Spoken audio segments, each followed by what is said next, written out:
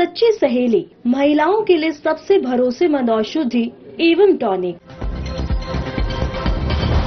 विकास की ओर दिल्ली सरकार का अहम कदम, नवनिर्मित नालियों और सड़कों का उद्घाटन। मुख्यमंत्री रेखा गुप्ता ने किया शिलान्यास। गरीब मध्यम वर्ग के लिए बनी नई योजनाएं।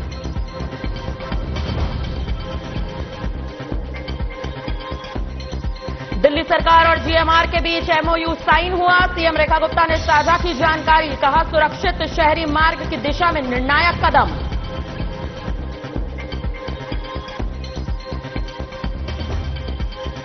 भारत दौरे पर रूस के राष्ट्रपति भवन में 21 तोपों की सलामी से स्वागत। पीएम मोदी और राष्ट्रपति पुतिन के बीच द्विपक्षीय वार्ता।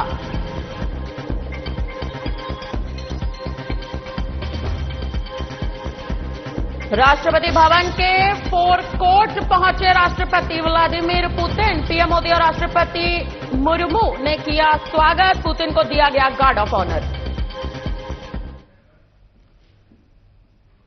नमस्कार, मैं आश्रुति वोहरा एक बार फिर आपका स्वागत करते हैं आज के इस खास बुलेटिन में। तमाम बड़ी खबरों के साथ यहां पर शुरुआत करेंगे।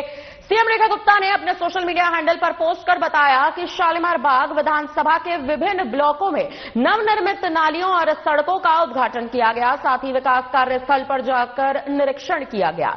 अधिकारियों को समयबद्ध एवं गुणवत्तापूर्ण कार्य भी सुनिश्चित करने के कई बड़े निर्देश यहां पर दिए गए हैं। आपको बताते चले कि शालीमार बाग में अटल कैंटीन, आयुष्मान आरोग्य मंदिर, नए सार्वजनिक शौचालय, नए पार्क, वाटर, एटीएम सहित आधारभूत नागरिक सुविधाओं पर कार्य तेज गति से आगे बढ़ रहा है।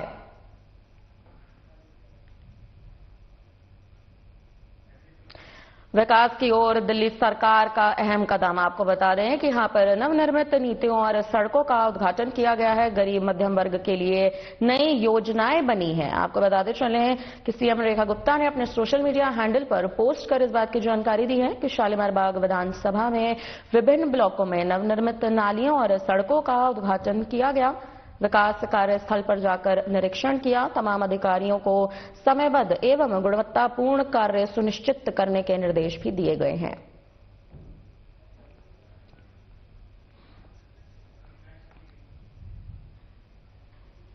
दिल्ली सरकार और जीएमआर समूह के बीच आजादपुर मार्केट से इंद्रलोक तक सड़क सौंदर्यीकरण के लिए एमओयू साइन किया गया, जिसकी जानकारी साझा करते हुए दिल्ली के मुख्यमंत्री रेखा गुप्ता ने कहा कि यह समझौता इस व्यस्त कॉरिडोर को एक सुंदर, सुव्यवस्थित और सुरक्षित शहरी मार्ग में बदलने की दिशा में निर्णायक कदम है।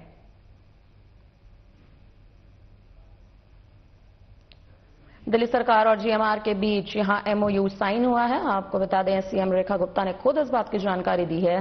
कहना है उनका कि सुरक्षित शहरी मार्ग की दिशा में ये एक निर्णायक कदम होगा। बताते चले, दिल्ली सरकार और जीएमआर समूह के बीच आजादपुर मार्केट से इंद्रलोक तक सड़क सौंदर्यीकरण के लिए एमओयू साइन किया गया। इसकी जानकारी खुद सीएम रेखा गुप्ता ने दी। दिल्ली के मुख्यमंत्री रेखा गुप्ता का यह कहना है कि यह समझौता इस व्यस्त कॉरिडोर को एक सुंदर, सुव्यवस्थित और सुरक्षित शहरी मार्ग में बदलने की दिशा में अहम कदम साबित होगा।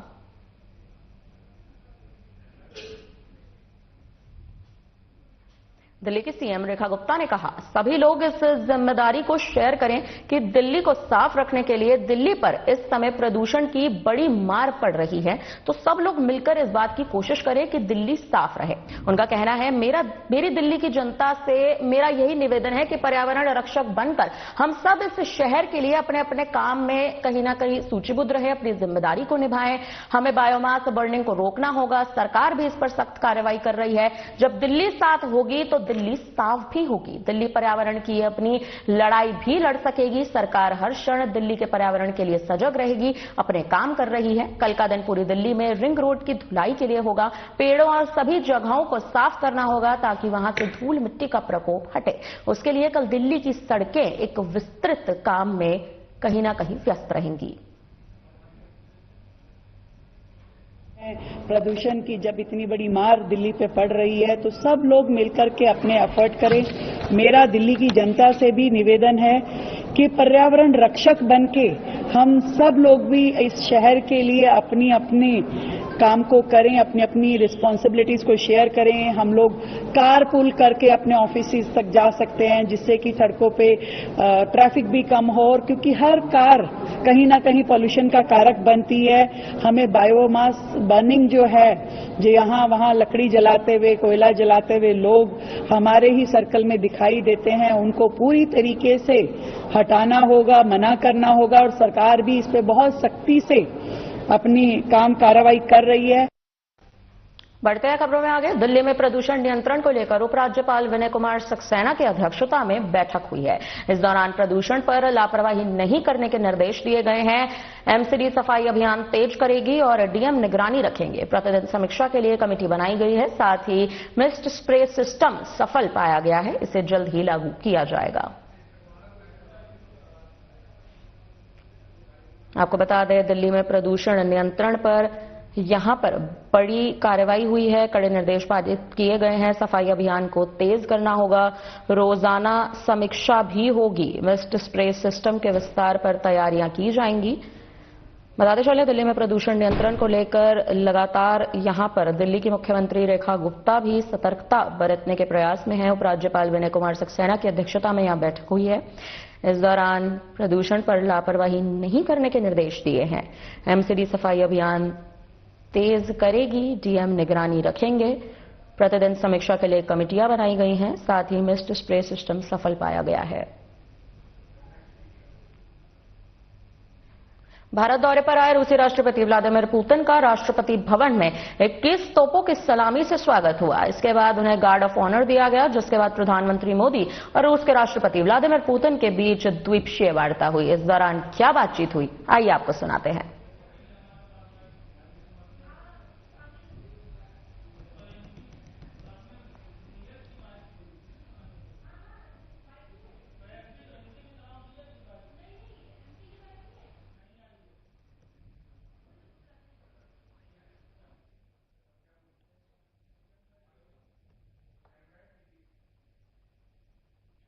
रूसी राष्ट्रपति व्लादिमीर पुतिन दिल्ली दौरे के दूसरे दिन राजघाट पहुंचे।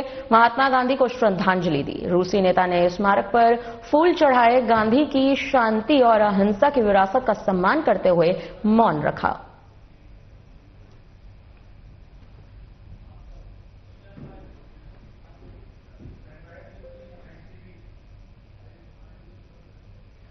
रूस के राष्ट्रपति व्लादिमीर पुतिन राष्ट्रपति भवन के फोरकोर्ट पहुंचे। इस दौरान राष्ट्रपति द्रौपदी मुर्मू और पीएम मोदी ने उनका स्वागत किया। रूस के राष्ट्रपति व्लादिमीर पुतिन को राष्ट्रपति भवन में गार्ड ऑफ ऑनर दिया गया, जिसके बाद रूस के राष्ट्रपति व्लादिमीर पुतिन ने औपचारिक गार्ड ऑफ ऑनर का निरीक्षण किया।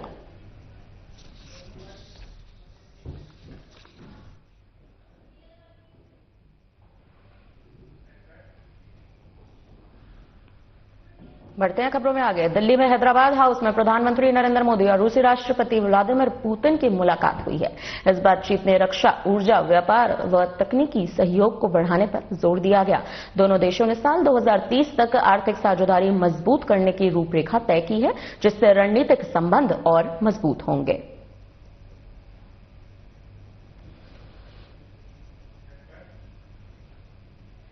प्रधानमंत्री नरेंद्र मोदी और रूस के राष्ट्रपति व्लादिमीर पुतिन ने भारत और रूस के बीच पीसी यानी प्रेस कॉन्फ्रेंस के दौरान समझौते का आदान प्रदान देखा है। इस मौके पर पीएम मोदी ने कहा कि भारत और रूस के 23वें शिखर सम्मेलन में राष्ट्रपति पुतिन का स्वागत करते हुए मुझे बहुत खुशी हो रही है। उनकी यात्रा ऐसे समय पर हो रही है जब हमारे द्विपक्षीय संबंध कई ऐतिहासिक मील के पत्थर के दौर से गुजर रहे हैं। ठीक 25 वर्ष पहले राष्ट्रपति पुतिन ने हमारी रणनीतिक साझेदारी की नींव रखी थी।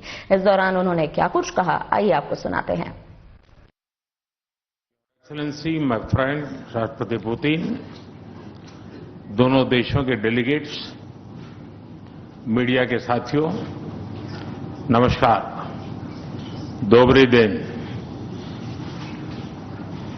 आज भारत और रूस के 23वें शिखर सम्मेलन में राष्ट्रपति पुतिन का स्वागत करते हुए मुझे बहुत खुशी हो रही है। उनकी यात्रा ऐसे समय हो रही है जब हमारे द्विपक्षीय संबंध कई ऐतिहासिक माइलस्टोन के दौर से गुजर रहे हैं। ठीक 25 वर्ष पहले राष्ट्रपति पुतिन ने हमारी स्ट्रेटेजिक पार्टनरशिप की नींव रखी थी। 15 वर्ष पहले 2010 में हमारी साझेदारी को special and privilege strategic partnership का दर्जा मिला। पिछले 2.5 दशक से उन्होंने अपने नेतृत्व और दूरदृष्टि से इन संबंधों को निरंतर सींचा है। हर परिस्थिति में उनके नेतृत्व ने आपसी संबंधों को नई ऊंचाई दी है। भारत के प्रति इस गहरी मित्रता और अटूट प्रतिबद्धता के लिए मैं राष्ट्रपति पुतिन का, मेरे मित्र का हृदय से आभार व्यक्त करता हूं। फ्रेंड्स, पिछले 8 दशकों में विश्व में अनेक उतार चढ़ाव आए हैं। मानवता को अनेक चुनौतियों और संकटों से गुजरना पड़ा है और इन सब के बीच भी भारत रूस मित्रता एक ध्रुव तारे की तरह बनी रही है। परस्पर सम्मान और गहरे विश्वास पर टिके ये संबंध समय की हर कसौटी पर हमेशा खरे उतरे हैं। आज हमने इस नींव को और मजबूत करने के लिए सहयोग के सभी पहलुओं पर चर्चा की। आर्थिक सहयोग को नई ऊंचाइयों पर ले जाना हमारी साझी प्राथमिकता है। इसे साकार करने के लिए आज हमने 2030 तक के लिए एक इकोनॉमिक कोऑपरेशन प्रोग्राम पर सहमति बनाई है।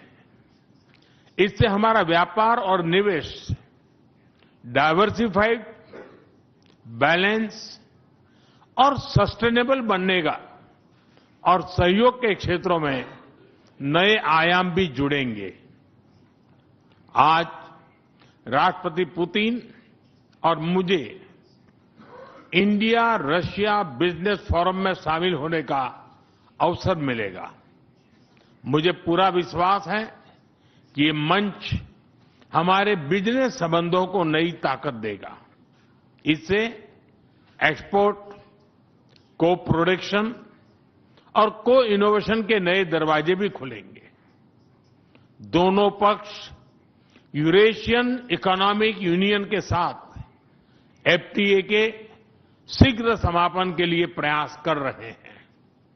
कृषि और फर्टिलाइजर के क्षेत्र में हमारा करीबी सहयोग फूड सिक्योरिटी और किसान कल्याण के लिए महत्वपूर्ण है। मुझे खुशी है कि इसे आगे बढ़ाते हुए अब दोनों पक्ष साथ मिलकर यूरिया उत्पादन के प्रयास कर रहे हैं। फ्रेंड्स, दोनों देशों के बीच कनेक्टिविटी बढ़ाना हमारी मुख्य प्राथमिकता है। हम आईएनएसटीसी, नॉर्दर्न सी रूट, चेन्नई व्लादिवोस्टोक कॉरिडोर पर नई ऊर्जा के साथ आगे बढ़ेंगे। मुझे खुशी है कि अब हम भारत के सी फेरर्स की पोलर वाटर्स में ट्रेनिंग के लिए सहयोग करेंगे।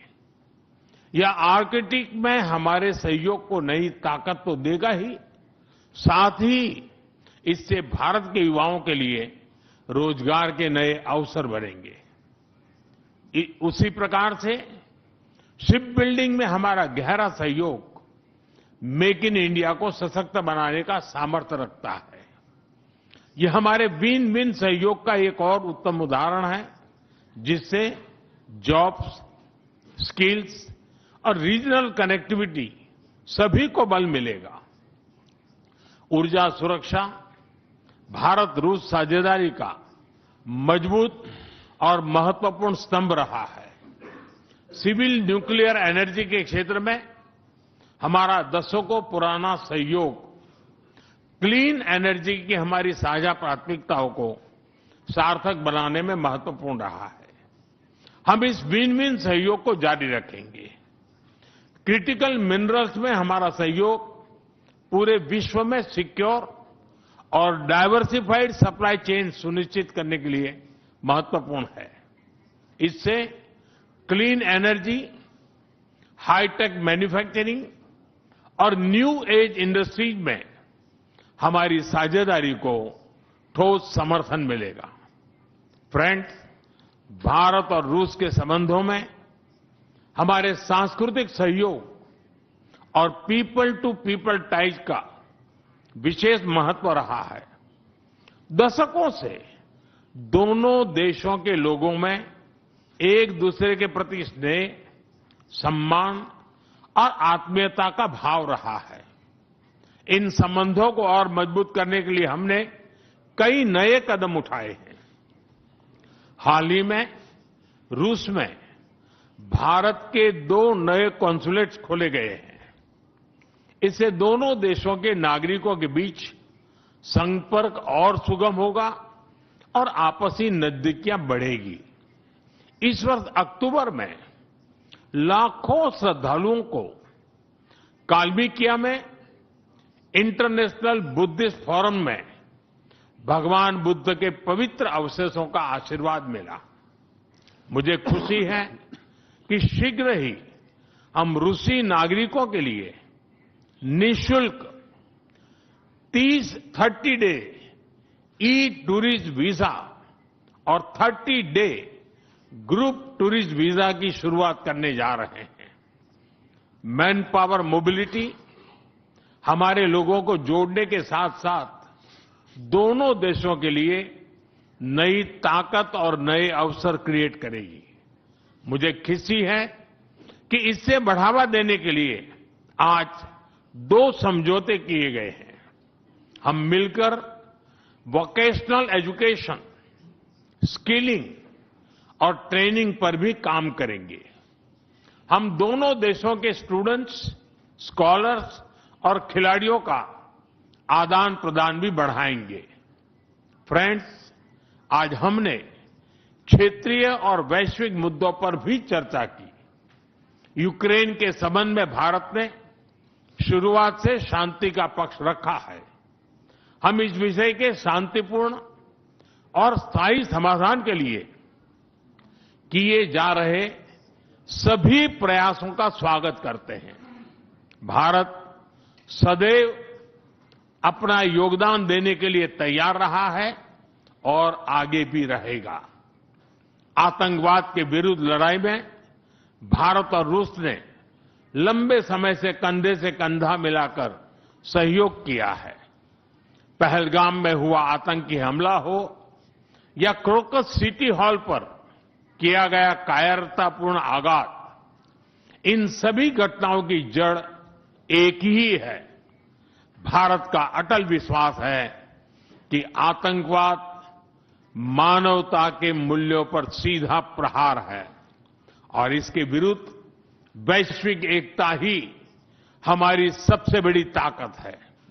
भारत और रूस के बीच यूएन, G20, ब्रिक्स। फिलहाल के लिए हमारी तरफ से आपके लिए इस बुलेटिन में इतना ही। आप बने रहिए हमारे साथ, देखते रहिए हमारा खास चैनल। मुझे दीजिए इजाजत। नमस्कार।